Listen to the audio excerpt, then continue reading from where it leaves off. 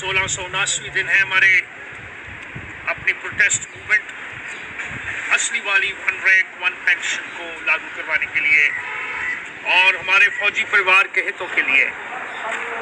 आप सबको मालूम है कि इस लंबी दौड़ में हम सिर्फ अपने सैनिक परिवारों के लिए इज्जत चाहते हैं, उनके लिए इंसाफ और देश में जो उनका स्टेटस होना चाहिए वो बहाल हो, जो हमारा स्टेटस 1947 में आज़ादी के ऊपर था। साथियों, 1973 में हमारी पेंशन्स कम कर दी गई और उस वक्त वन रैंक वन पेंशन की आवाज़ उठी। एक कमेटी बिठाई गई, उन्होंने भी इसको रिकमेंड किया, लेकिन 40 साल लगे इस कॉन्सेप्ट को अप्रूव कराने के लिए। यूपीए गवर्नमेंट ने भी अप्रूव किया, एनडीए गवर्नमेंट ने भी अप्रूव किया और आज के प्रधानमंत्री जी ने हमें 2013 में 15 सितंबर को रेवाड़ी में बुलाकर वायदा भी किया। साथियों, हमने अपने हित के लिए जो हमारे साथ, हम उसके साथ उस की आवाज उठाई। सरकार बनी आज की सरकार की, लेकिन उसके बाद हमारी जो वन रैंक वन पेंशन का वायदा जो आज के प्रधानमंत्री जी ने किया था और उन्होंने क्लियर शब्दों में बोला कि वो उस वक्त की सरकार से OROP का व्हाइट पेपर चाहते हैं। साथियों, सरकार बनने के बाद हमारे आज के प्रधानमंत्री जी की अपनी सरकार उस वायदे को भूल गई और वो व्हाइट पेपर पता नहीं कहां चले गए। हमने हर दरवाजा खड़काया, लेकिन हमें असली वाली वन रैंक या वन रैंक वन पेंशन नहीं दी गई। मजबूरन आप सबको मालूम है कि 15 जून 2015 से लगातार पूरे देश भर में हम पूर्व सैनिक अपने इन 3 चीजों के लिए, रिस्पेक्ट, जस्टिस और स्टेटस और OROP वाला पहला पड़ाव था, इसके लिए हमें ये प्रोटेस्ट मूवमेंट करनी पड़ी। लेकिन साथियों, आपको मालूम है कि ये प्रोटेस्ट मूवमेंट पूरे देश भर में बहुत डिसिप्लिन में, एक सोल्जर तरीके के साथ और इस उम्मीद से कि सरकार हमारी जो जरूरतें हैं उनको पूरा करे। अनफॉर्चुनेटली अफसोस है कि हमें सड़कों के ऊपर बैठना पड़ा। पुरानी ये कहावत है कि जिस देश के सैनिक सड़कों पर, देश का दुर्भाग्य है। सैनिक सड़कों पे नहीं आनी चाहिए, ये ठीक बात है, लेकिन हमें जो हमारी ये 3 चीजें हैं, रिस्पेक्ट, जस्टिस और स्टेटस, ना मिला और पूर्व सैनिकों को सड़क पे आना पड़ा। सरकार अभी तक हमारी असली वाली वन रैंक वन पेंशन लागू नहीं करी।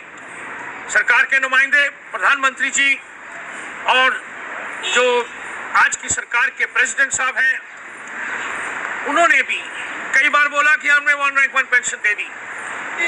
साथियों, नहीं, देशवासियों और पूर्व सैनिकों और मेरे सैनिक परिवार के सभी सदस्यों, हम ये कहना चाहते हैं कि सरकार ने हमें असली वाली वन रैंक वन पेंशन अभी तक नहीं दी है। हमें मजबूर होकर सुप्रीम कोर्ट में भी जाना पड़ा और 10 जून 2016 को सुप्रीम कोर्ट में राम जेठमलानी साहब स्वर्गवासी, उन्होंने हमारा केस लड़ा और ये केस अभी भी चल रहा है कि 1 मई के सुप्रीम कोर्ट के ऑर्डर, जिसमें उन्होंने सरकार को ये कहा कि वो हमारी जो त्रुटियां हैं वन रैंक वन पेंशन की उनको दूर करें,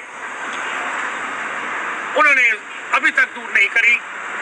और जो 4 दिसंबर को हियरिंग हुई, उसमें सुप्रीम कोर्ट ने गवर्नमेंट को बताया कि आप एफिडेविट के ऊपर हमें बताओ कि जो हमारा 1 मई का जो ऑर्डर है उसका क्या जवाब है आपका।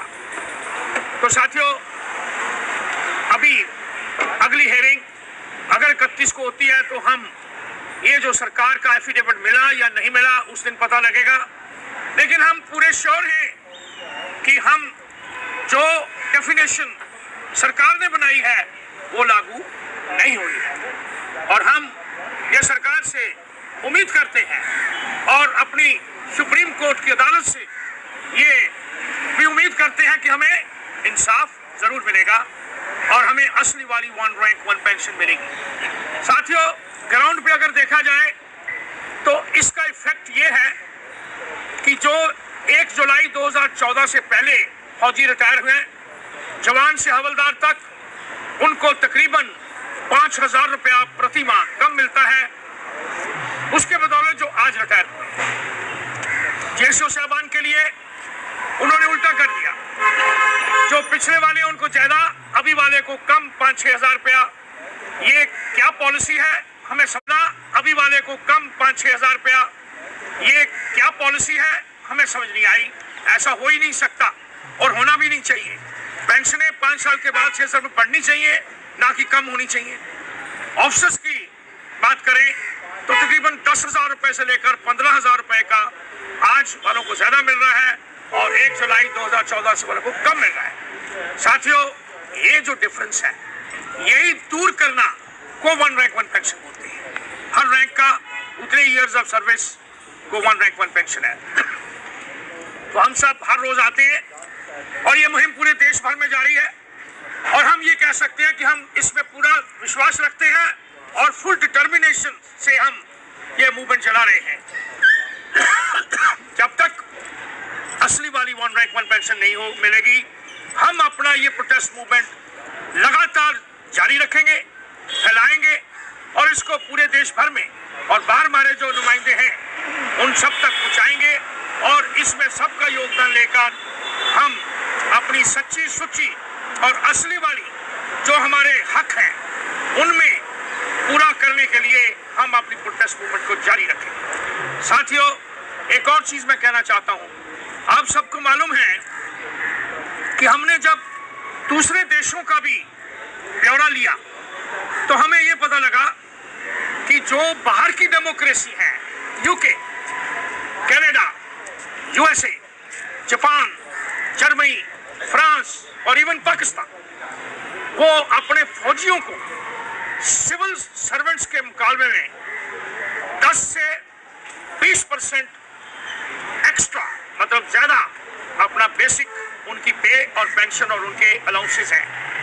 और यहाँ तक कि जो कनाडा है वो अपने फौजियों को लास्ट पे दौरान का 90% पेंशन देता है और जो जापान है वो 80% देता है और हम 50%, वो भी अगर 33 साल वाला रूल लगाए तो हमें एक्चुअली 35 से 37% मिल रहा है। साथियों, हम सरकार से गुहार लगा रहे हैं और हम एक बार फिर अपील करते हैं अपने प्रधानमंत्री जी को कि हमें असली वाली 1 रैंक 1 पेंशन दे, कि ताकि हम सरकार का धन्यवाद करके अपने अपने घरों में अपने दूसरे यूजफुल एम्प्लॉयमेंट के ऊपर, जो कि देश के अंदर हर तरह की बढ़ोतरी कर सकते हैं, हम फार्म प्रोडक्ट्स को बढ़ा सकते हैं, हम पूरे ट्रेन हैं, हमारे पास एक्सपीरियंस है और हमारा एक बड़ा गुड़ा लिखा हुआ हमारे फौजी हैं हर गांव में।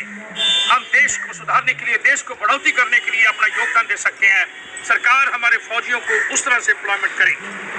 मैं सिर्फ यही कहूंगा कि इस मूवमेंट को अपना जो एम रखा है उसको सरकार जल्दी से जल्दी लागू करे, ताकि हम सैनिक सरकार के बनाए हुए पॉलिसीज के मिलते हुए हम अपना योगदान दे सकें, अपने देश को पूरी दुनिया में उसका नाम वही रखना जो असली तौर पर होना चाहिए, सोने की चिड़िया और सबसे अच्छा मेरा भारत। ये सब हम फौजी बहुत अच्छा योगदान दे सकते हैं। भारत माता की जय, भारत माता की जय, भारत माता की जय, जय।